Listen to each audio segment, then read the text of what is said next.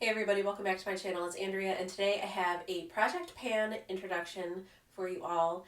This is the King of Horror Project Pan. It was created by Stephanie, who is Foo Pans over on Instagram, and I'll have all that information linked down below.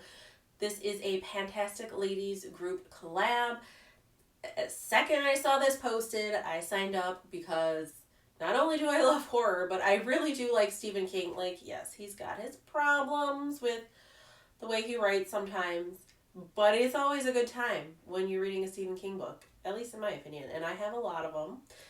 And Stephanie has made this a year-long project. It starts today, September 6th, because apparently Stephen King has a new novel coming out today. I don't keep up with stuff like that, so I wasn't aware, but it doesn't surprise me because I feel like he's always got a new novel coming out. And it ends on September 21st of 2023 because that is Stephen King's birthday. Now, there are only 40, well, I say only.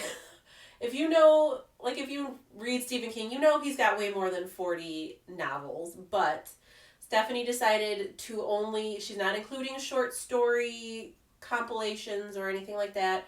She's not counting collaboration books that he's written. She's not counting the novels that he wrote under the pseudonym Richard Bachman.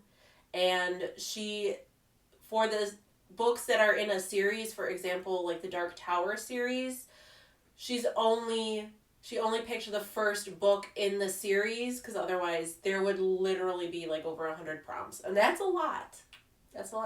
She made this very open-ended. You can work on as many or as few as you want. I decided I'm gonna start with 6 and we'll see how we go. I do want to obviously the point of any prompt-based project is to do all of the prompts within the year, but I'm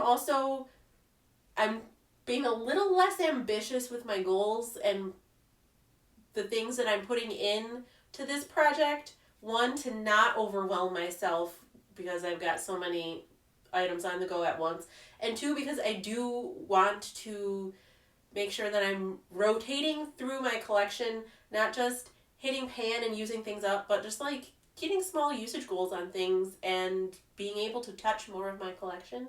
That is part of my panning goal this year. So, I feel like I didn't take a breath that entire time. So I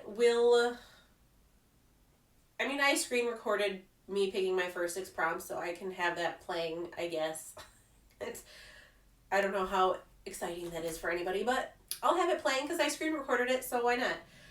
I am going to go down the list in order that she has them, not necessarily the order that were randomized for me, because I don't remember, honestly, and I don't have a ton of time to do this. So, the first prompt that I am going to be working on is Carrie, an item that makes you feel like a prom queen. And Carrie is a novel that I have read. I read it a really long time ago, so I should probably read it again.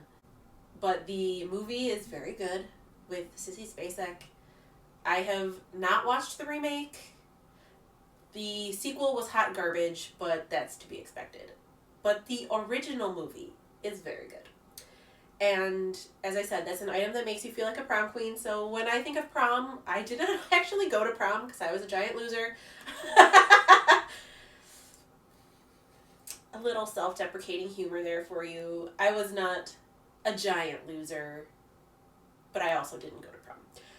And when I think of prom, I think of glitter. So I think I've used this glitter one time, and it is beautiful, and I want to use it more.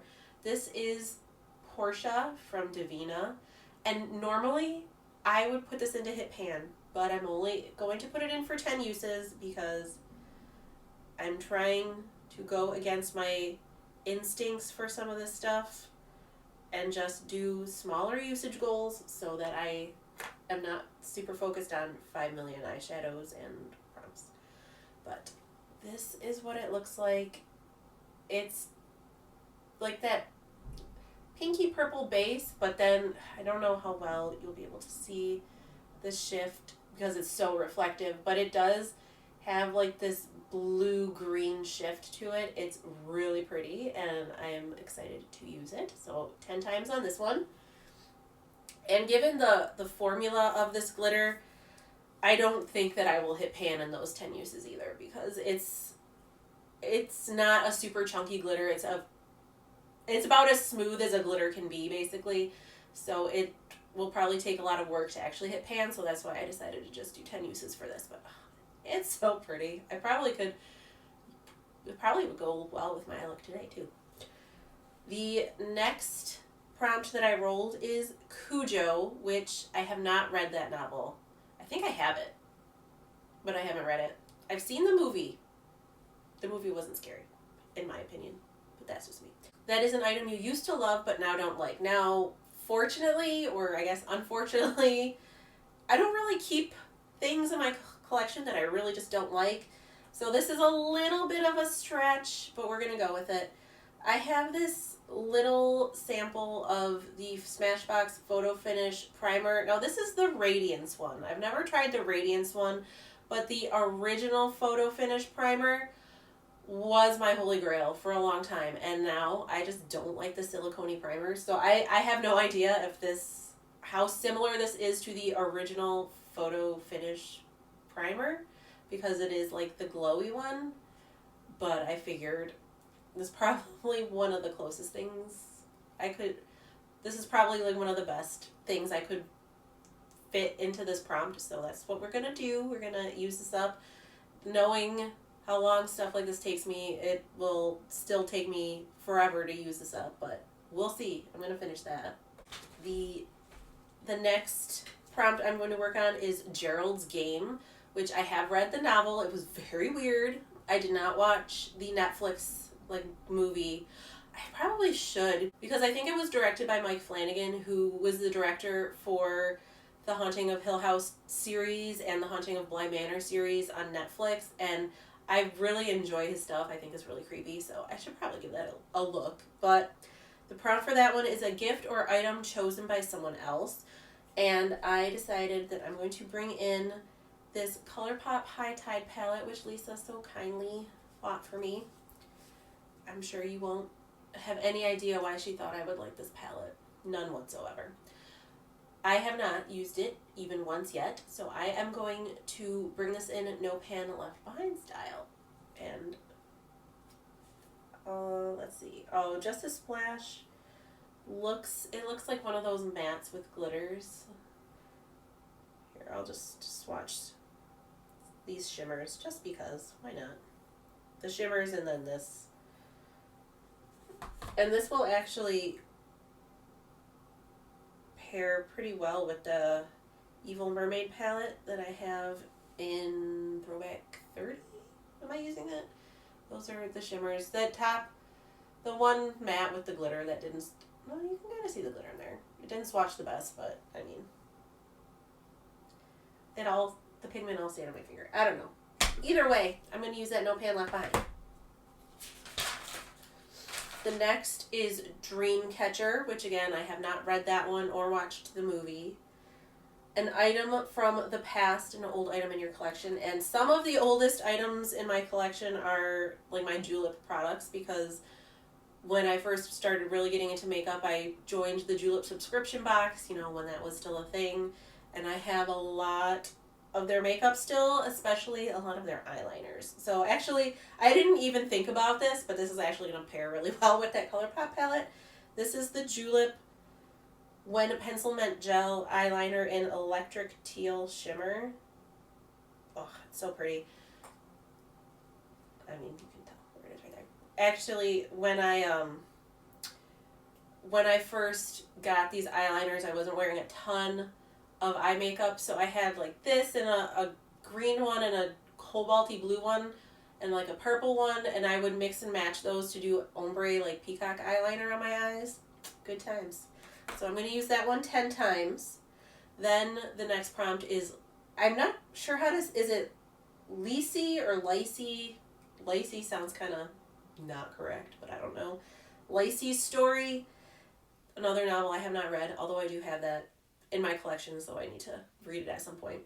That is a self-care item, and for that, I chose this little sample. This is from the Bathing Garden. They're a wax vendor that Valerie and Jaylon were telling us about, and I bought some wax, and it came with a crap ton of samples, and one of the samples was this avocado oil sugar scrub in the scent lemon cheesecake. So this is probably like a one-use item for me, honestly, given how much is in here, but I'm going to use that for that prompt. And then the last prompt that I rolled was The Institute, which again is a novel that I have, but I have not read yet.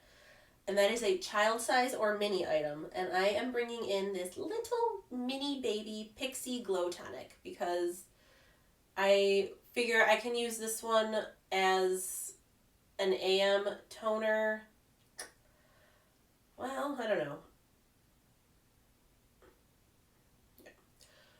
I figure I can use this as either my AM or my PM toner. I'm working on another toner, so I can just like split it. Instead of using the same toner twice a day, I'll use this one time and the other one the other time.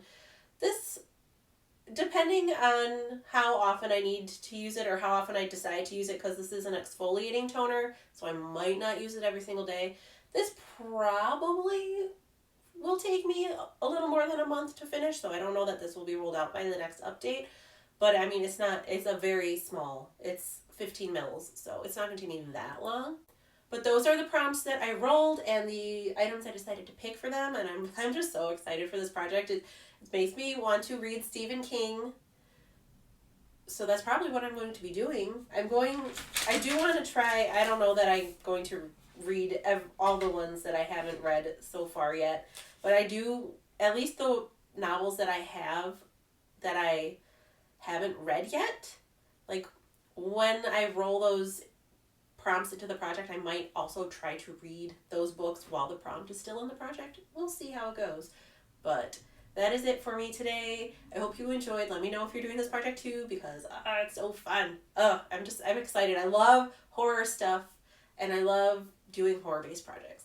So I hope you enjoyed. I hope you are staying safe and sane and healthy, having a wonderful day or night wherever you are, and I will talk to you in the next one. Bye.